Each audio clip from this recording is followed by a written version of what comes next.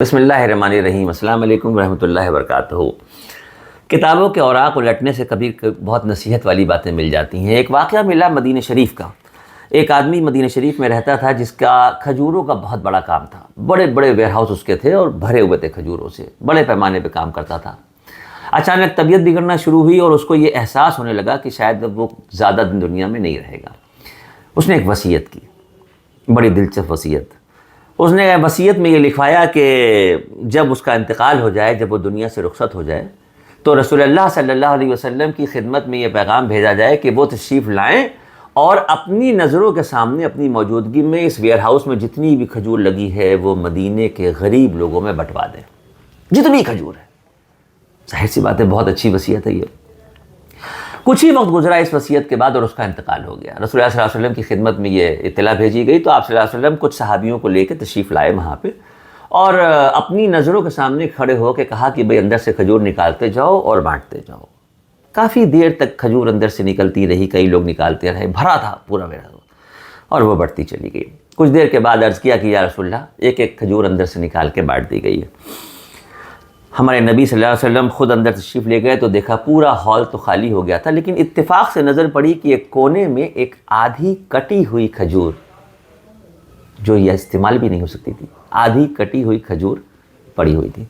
تو ہمارے نبی نے اس کو اٹھایا اور ایسے لوگوں کو دکھایا اور کہا کہ اس آدمی نے، جس کا یہ ویئر ہاؤس تھا، اگر اپنی زندگی میں اپنے ہاتھ سے صرف یہ ایک کھجور صدقہ کیا ہوتا تو اس کا جو اجر و ثواب اس کو ملتا، یہ سارے کھجور بٹوانے کا بھی اتنا ثواب نہیں۔ اپنے ہاتھ سے یہ چھوٹا سا ایک کھجور اگر صدقہ کیا ہوتا تو اس کا اجر جو اللہ کے یہاں تھا وہ اپنے مرنے کے بعد دوسرے لوگوں کو وصیت کر کے بٹوانا۔ مقصد کیا ہے؟ اس سے ہمیں پتہ کیا چلا؟ یہاں سے یہ بات پتہ چلی کہ اللہ رب العزت نے اگر آپ کو نوازا ہے اور بہت دیا ہے۔ دیکھیے، کچھ چیزیں زندگی کی ضروریات کی ایسی ہیں جو بیسک ہیں، جیسے بھوک امیر کو بھی لگتی ہے، غریب کو بھی لگتی ہے۔ کپڑے پہننے کے لیے امیر کو بھی کپڑا تن پہ ڈھکنا ہے، غریب کو بھی ڈھکنا ہے۔ کچھ باتیں بیسک ہیں، بنیادی ہیں، اس میں امیر غریب نہیں ہے، وہ ہے۔ لیکن کہیں نہ کہیں اگر آپ کے دل میں یہ خیال آ جائے کہ یہ جتنی بھی میں نے دولت جمع کی ہے، یہ جتنا بھی میرا امپائر کھڑا ہوا ہے، یہ میری محنت سے، میری مشقت سے بنا ہے، تو پھر آپ بھول میں ہیں۔ محنت اور مشقت رکشے والے، ٹھیلے والے، جھلی والے زیادہ کرتے ہیں۔ رزق دینے والا اللہ ہے۔ اللہ نے دولت تو قارون کو بھی دی تھی، فرعون کو بھی دی تھی، ان لوگوں کے پاس تو اتھا دولت تھی، لیکن کیا انجام ہوا ان کا؟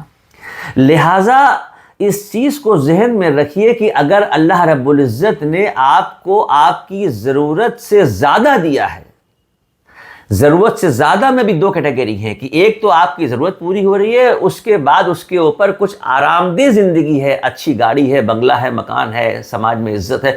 ایک یہ ہے کہ اتھا دولت آپ کے پاس ہے اور اس کے بعد آپ اس کو جمع کر کر کے رکھتے چلے جا رہے ہیں، تو آنکھ بند ہونے کے بعد جب جنازہ چلتا ہے تو کفن میں جیب نہیں ہوتی، کفن میں جیب نہیں ہوتی۔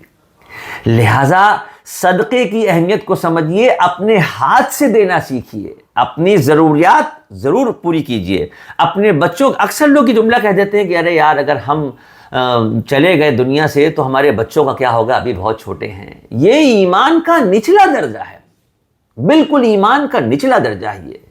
ہم کون ہوتے ہیں اپنی اولادوں کو پالنے والے؟ ہمارے ماں باپ کو کس نے پالا؟ ہمارے دادا پردادا کو کس نے پالا؟ آدم علیہ السلام سے لے کے آج تک اور قیامت تک جو پیدا ہوں گے، یہ کون پال رہا ہے؟ وہ ہے پالنے والا، وہ پالنے والا ہے۔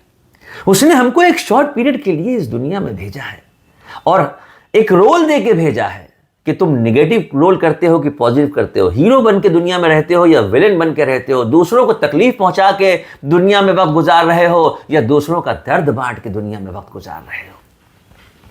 اللہ کے ساتھ اگر بندے کا عبادتوں کا نظام بن جائے اور اللہ کے بندوں کے ساتھ بندے کا حسن سلوک کا نظام بن جائے تو پھر دنیا، قبر اور آخرت تینوں منزل آسان ہو جاتی ہے۔ اس واقعے کو میں نے صرف اس لیے آپ کو سنایا کہ اپنی ضروریات سے الگ جو اوپر کی رقم ہے ڈھونڈ کے مستحقین کو دے دیجیے۔ اور اس وقت تو بھاؤ بڑا چل رہا ہے، اس وقت تو رمضان کا مہینہ ہے، کچھ الگ ہی بات ہے۔ آپ سوچئے کہ رمضان کے آخری عشرے میں جب یہ کہا گیا ہے کہ طاق راتوں میں قیام اللیل کو ڈھونڈو، 5 راتیں 21، 23، 25، 27، 29 میں کہا گیا ہے کہ اس میں ڈھونڈو شب قدر کون ہے، اس میں ڈھونڈو جس میں تمہاری مغفرت ہو جائے۔ وہ رات کی نمازوں میں قیام اللیل کو ڈھونڈنے کے بجائے ہم بڑی بڑی دکانوں میں، مارکیٹ میں جا کے ڈریس کا کمبینیشن ملانے لگ جاتے ہیں کہ اس کے ساتھ یہ کنٹراسٹ بنے گا، اس کے ساتھ یہ کنٹراسٹ بنے گا۔ بالکل لیجئے، عید کا دن ہے، خوشی کا دن ہے، پہنیے، لیکن خوشی کے دن اپنی خواہشات کو پوری کرنے کے ساتھ ساتھ اگر دوسروں کی، ان لوگوں کی خواہشات کو بھی سمجھ لیں جو زبان سے کہہ نہیں پا رہے، جو مستحق ہیں، اللہ کے واسطے اللہ کی راہ میں صدقہ و خیرات و زکوٰۃ کا یہ سنہرا موقع ہے، نکال کے اللہ سے لکھوا لیجئے جنت اپنے نام، وہ بہت رحیم ہے۔ خود قرآن پاک میں کہہ چکا ہے، کہتا ہے قرآن پاک میں کہ میں غفور الرحیم ہوں، مجھ سے مانگو، میں تمہیں معاف کرنے کے لیے بیٹھا ہوں، تمہیں دینے کے لیے بیٹھا ہوں۔ السلام علیکم ورحمۃ اللہ وبرکاتہ۔